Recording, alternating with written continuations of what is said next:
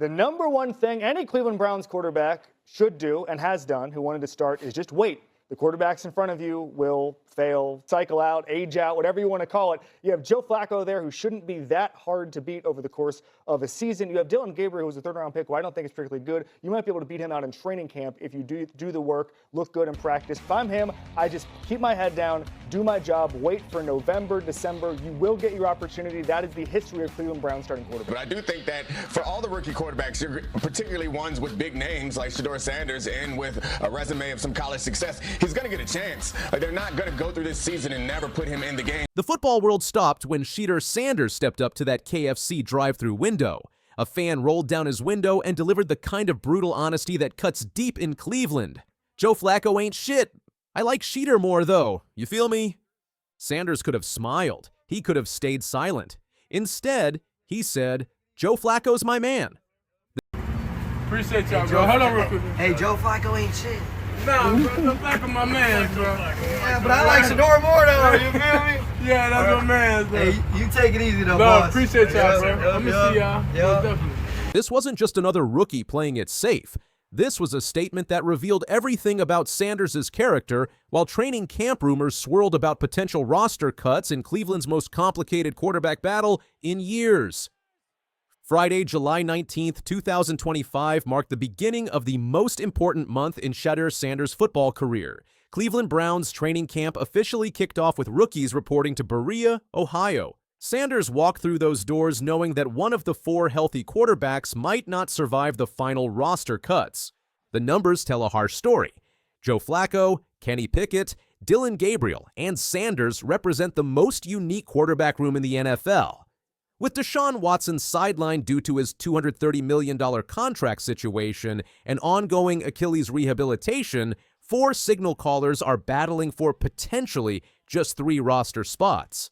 Sanders enters this competition from the worst possible position. He's considered 4th on the depth chart. The Browns selected Gabriel in the 3rd round with the 94th overall pick, giving the former Oregon quarterback a significant advantage. Sanders fell all the way to the 5th round, pick 144, despite being projected as a potential first-round selection. The draft position creates an uphill battle that would break most rookies. Sanders was once hailed as a potential number 1 overall pick by draft analysts. That fall to the 5th round created a chip on his shoulder that's about to get tested in the most intense way possible. When that Browns fan delivered his harsh assessment of Joe Flacco at the KFC drive-thru, Sanders faced a defining moment. The easy play was agreeing with the fan base that's already pulling for him to start.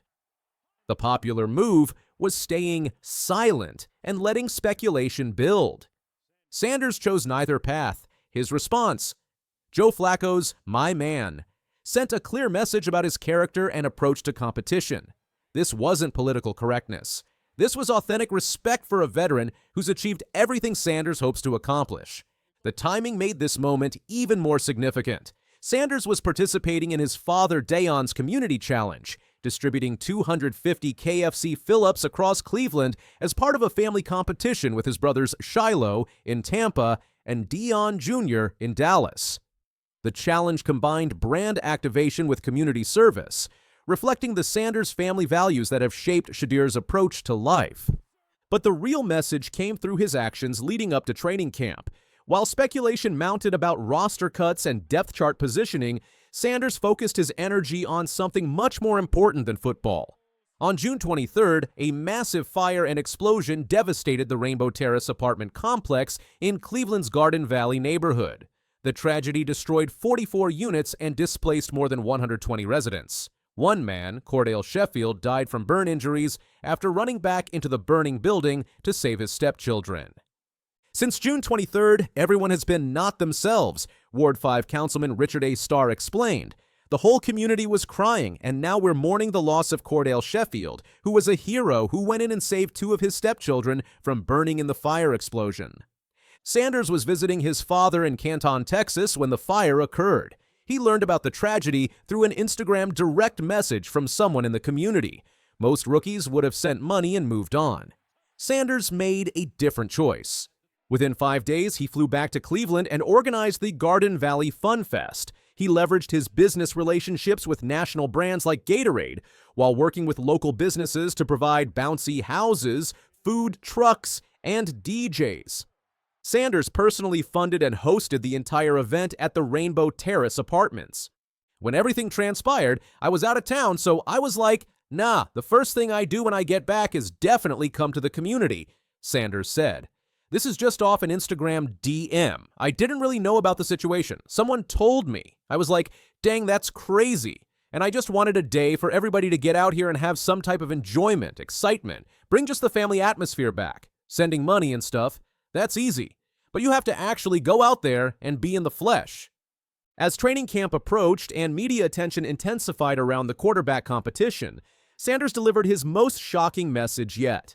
Standing in the middle of the community event he organized, with cameras rolling and reporters asking about his NFL future, Sanders made his priorities crystal clear. Everything's fun and it's a great event for the city as to bring happiness here, Sanders said. I'm just enjoying myself here right now. When I leave here, then we'll focus on the season. But right now, this is more important than football. Those words, this is more important than football, coming from a rookie fighting for his NFL life, revealed the depth of Sanders' character. The statement contradicted every piece of conventional wisdom about how rookies should handle their first training camp. The community response validated Sanders' approach. One unnamed resident captured the impact perfectly.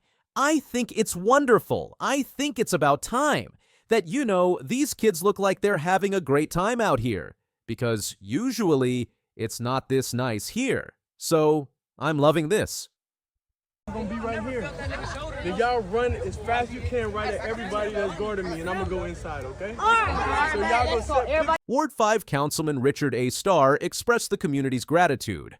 Shedeur Sanders and his team reached out and said they wanted to come into the community to have a fun day so children and the families can smile again. And that's exactly what he's doing. Sanders' community work earned him fans across Cleveland, but former NFL safety Tyvis Powell delivered a sobering assessment on the ultimate Cleveland sports show. Powell praised Sanders' off-field presence while highlighting the mountain he needs to climb on the field. I think he's doing a really good job, off the field with all the stuff that he's doing in the community and all of those things, because what it does is it's got the fan base wanting him. Like, I want that guy to be the star. But Powell quickly added the crucial caveat that separates fan favorites from actual starters. But the funny part is, I sat here and thought about it like, what do you think, Dylan Gabriel is just sitting on his hands? Like, he's doing the same thing, he's just not. The former Ohio State safety identified the key factor that will determine Sanders' fate. When you're in the NFL, the number one thing you chase is consistency. Like, that's the only thing he can do, is go out there and consistently put good tape out there. When he's out at practice, when he's in the huddle, he's consistently going to the right places. He's consistently making the right adjustments. He's consistently putting the ball in the right place. The four-way quarterback battle features distinctly different challenges for each competitor. Joe Flacco, at 40 years old, brings 18 years of NFL experience and intimate knowledge of Kevin Stefanski's system from Cleveland's 2023 playoff run. His career record of 105-86 with 257 touchdowns speaks to his proven ability. However, Flacco's 2024 performance with Indianapolis raised questions. He completed 65.3% of passes with 12 touchdowns and 7 interceptions while averaging 220.1 yards per game. The Colts won just 2 of 6 games he started, suggesting his peak years are behind him. Kenny Pickett represents the middle ground between veteran experience and future potential. The 20th overall pick from 2022 completed 62.6% of passes for 4,474 yards, 13 touchdowns, and 13 interceptions during his Pittsburgh tenure. His challenge involves mastering Stefanski's play action and under-center concepts, which differ significantly from his previous experience. Dylan Gabriel enters with the strongest draft position and 6 college seasons of experience across UCF, Oklahoma, and Oregon. His 18,722 passing yards, 155 touchdowns, and 32 interceptions across 64 college games impressed Browns brass. Offensive coordinator Tommy Rees praised Gabriel's learning ability. You don't ever really need to correct him twice. He won't make the same mistake. Sanders faces the steepest climb with his 5th-round draft position, but his college production demands attention. He completed 70.1% of passes for 14,347 yards, 134 touchdowns, and 27 interceptions across 4 seasons at Jackson State and Colorado. His final season at Colorado featured a 74% completion rate that caught NFL scouts' attention. Mary Kay Cabot of Cleveland.com revealed crucial information about Sanders' progress during spring activities. Her report suggested that dismissing Sanders based on draft position would be premature. Cabot wrote, "The good news for Sanders, the Browns' 5th-round pick out of Colorado, is that he performed so well over the final 2 weeks of spring ball that he'll come back for training camp with a legitimate shot to compete for the starting job, at least in the early going." This performance surge occurred while Browns coaches limited Sanders' playbook exposure compared to his competitors. The coaching staff didn't ask Sanders to integrate the same volume of concepts as the other 3 quarterbacks during minicamp. Despite these limitations, Sanders' arm strength and playmaking ability impressed on the concepts he did execute. Bro, I'm in a situation where I am appreciated. The NFL world was stunned when the Miami Dolphins traded away their Pro Bowl tight end Jonnu Smith to the Pittsburgh Steelers in a blockbuster deal.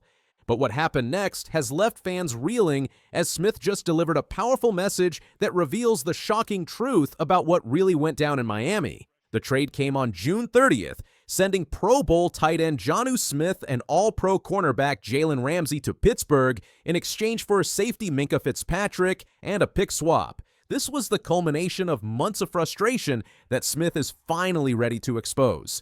Smith had just completed the best season of his 8-year NFL career, setting franchise records for tight ends with 88 catches, 884 receiving yards, and 8 touchdowns. But despite his incredible production, Smith found himself in a contract standoff with Miami's front office. The situation began back in January when contract discussions first started, and what Smith reveals about those negotiations is absolutely shocking. We started this conversation in January with Miami, and obviously giving me the runaround, "We'll get back to it," Smith revealed on retired Dolphins tackle Terrace Armstead's podcast. Obviously, they had some things they had to address, and I understand that. I was patient with them throughout the whole entire process, and eventually it came to a point in time where they told me that they just can't do it, and they weren't economically in a position to pay me like a Pro Bowl tight end.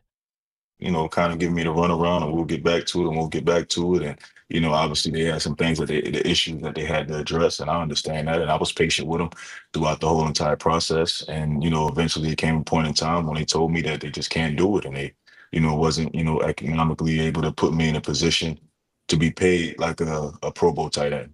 And, that one stung, you know what I mean? That one stung. And, This admission reveals the heartbreaking reality that Smith faced despite putting up career-best numbers and being a leader on a struggling team.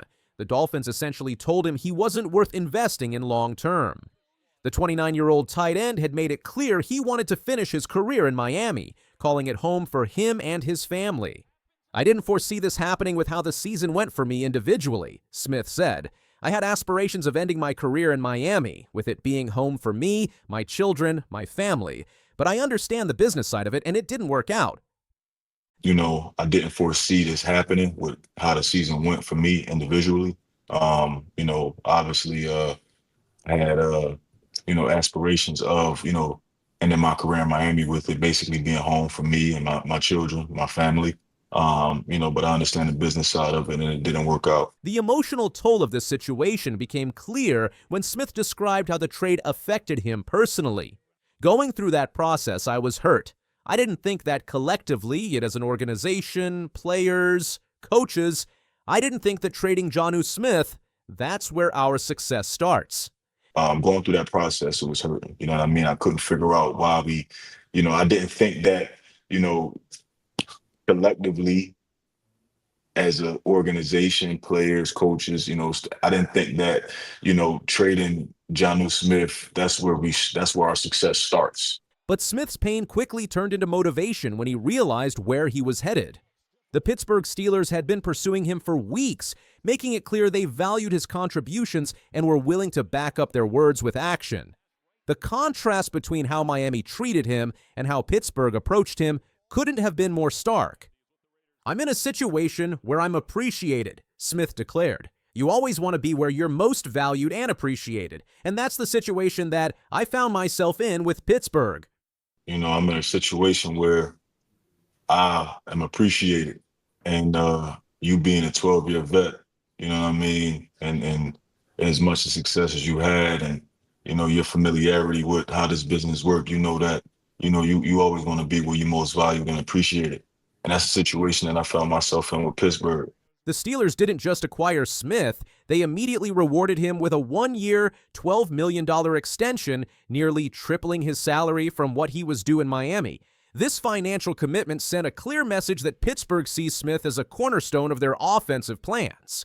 "I had to make the decision to go where I'm appreciated and viewed on paper, economically, contract-wise, as a top guy in this league, which I know I am," Smith explained. "Pittsburgh was the team that saw me as that." And so I had to make the decision to say, man, I got to go where, I am appreciated and, viewed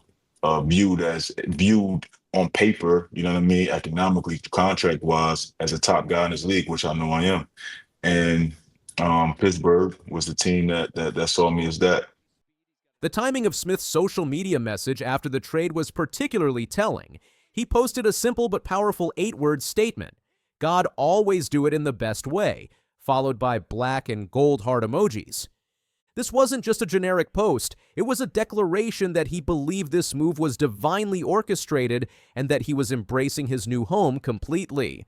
What makes this situation even more intriguing is Smith's reunion with Steelers offensive coordinator Arthur Smith, who previously coached him during their time together with the Tennessee Titans and Atlanta Falcons. This isn't just a player joining a new team. It's a reunion with a coach who understands how to maximize his unique skill set. "Back with my guy Arthur Smith," Smith shared, showing his excitement about working with a familiar face. Arthur Smith is known for his use of multiple tight end sets, and with Smith joining Pat Freiermuth and Darnell Washington, the Steelers now have one of the most versatile tight end rooms in the NFL. The addition of Smith gives Aaron Rodgers another reliable weapon in what's shaping up to be a potentially explosive Pittsburgh offense. Along with newly acquired star receiver DK Metcalf, the Steelers are building an offense that could make serious noise in 2025. But Smith's message goes beyond just football. He's sending a clear signal about organizational culture and how teams should treat their star players.